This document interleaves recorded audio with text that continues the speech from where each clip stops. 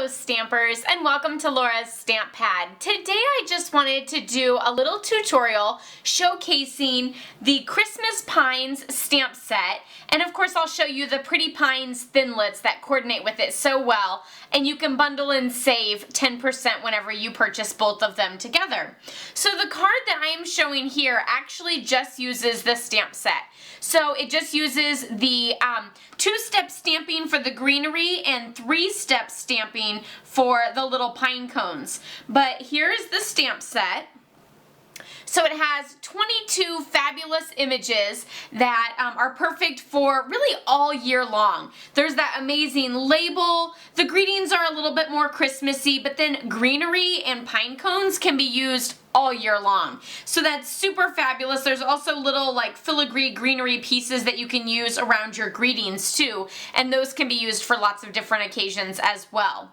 Then there's the coordinating framelits, the Pretty Pines, and those are here. So you can see there's also greenery pieces that you can layer, and then there's also each of the three pine cone pieces that then you can layer, so you can really make that pine cone stand out.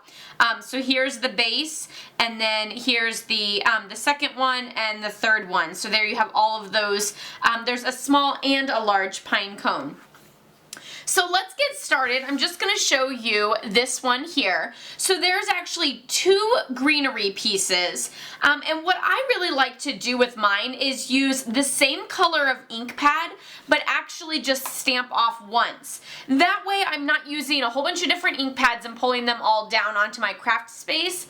And also I just find that the color just looks so much better together rather than having a super dark and a super light color. Instead, I just have, you know, that same shade, and I don't have to worry about the shades conflicting. So we're just going to set this aside here. I think I'm going to set that over here.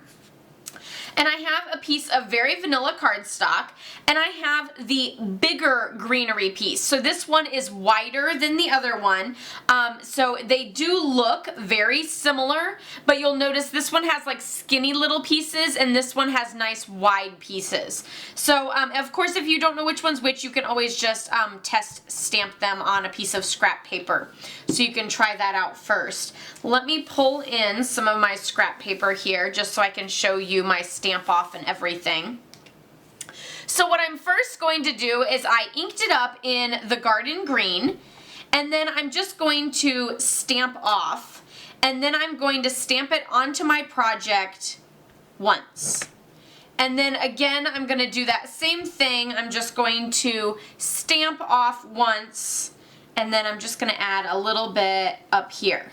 So there we have that first piece of greenery, and now I'm going to take that stamp off and add the second stamped image, and this image is the one that I said is much thinner. So this one I'm going to stamp full strength, so no stamping off. I'm just going to ink it up in that same garden green and then place it right on top here. And there you have that fabulous two-tone look of your greenery. So there you have that amazing little greenery piece on the corner there, and now it's time to add our acorn, or not our acorns, our pine cones. With the pine cones, there are actually three images, and I'm actually going to set that aside for a second, and I'm going to show you each of these three images. There's the solid image, which is that one there, and then there's one that has like triangles that are more like, I guess I would say, diamond shapes. So you can see that those are more like a diamond, and these are more like a triangle. So they're just like a half a diamond on that top side. So I found it easiest for me to actually stamp 1, 2, 3. Normally I usually stamp down the other way, but I just found this to be easier to go 1, 2, 3 because things seem to be lined up a lot better. But really you could do it any way you wish. Just kind of play with it a little bit on some scrap paper before working on your first project. So again, for this one I am using chocolate chip. And I'm just going to bring this around, and I'm going to stamp my first one, and I'm going to stamp off once, and I'm going to stamp off twice, and then I'm going to add my little pine cone in there. That might not have been the best place to add him, but I thought it needed an open spot there. And then once, twice, and then I'm going to do the other one down here. So there's my 2 little pine cones with that first solid image, and now I'm going to take the next one that has those diamond looks. So for this one, I'm just going to line it up. You'll notice that there's like a little divot in the bottom portion here, and then there's also the little bubbles all the way around. So that's what you'll want to use to line up your image. And I didn't stamp off with that one, did I? Nope, I did forget. That's okay, I think it'll still turn out okay. It just won't be as dark, and the images won't be that separate. So this one I'll stamp off, and then stamp it down.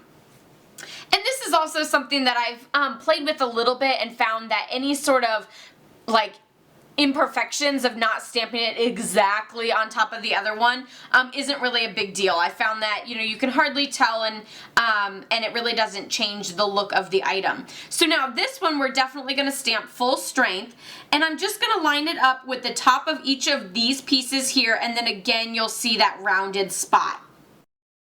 And this one, like I said, is full strength. This one might not show up as much since I did full strength with that last one, but actually that one looks a lot better because it's a lot darker and this one's a little bit lighter. So I mean, again, you can play with it a little bit. I found that the early espresso gave a much darker look, so it was like a little bit more like dark, like super dark brown and then into the blacks, whereas this is a little bit more of like a lighter tan into a dark brown. So just play with it a little bit and see which one you prefer on how dark you wish your pine cone to be. You could also use some like wild wasabi and then the garden green for your 2-step stamping on your greenery as well. So it's all you know, on what you like to play with or what color you're trying to achieve there. And then again, you could always use the thinlits to die cut and have your pieces kind of pop a little bit more and look a little bit more 3D. So those are just some tips and tricks that I wanted to share using the Christmas Pines stamp set. I hope you'll try those out, and if you have any questions, leave them in the comments below. I'd be more than happy to help you out with that. And of course, I'll be posting the write-up and the photos of this card on my blog, laurastamppad.com. I just added that little cherry cobbler greeting and some of that gold thread, which is just absolutely stunning and has the perfect touch there. Don't forget to give this video a thumbs up if you liked it, and be sure to subscribe if you're new. I post every Tuesday and Thursday. Until next time, happy stamping. Bye-bye.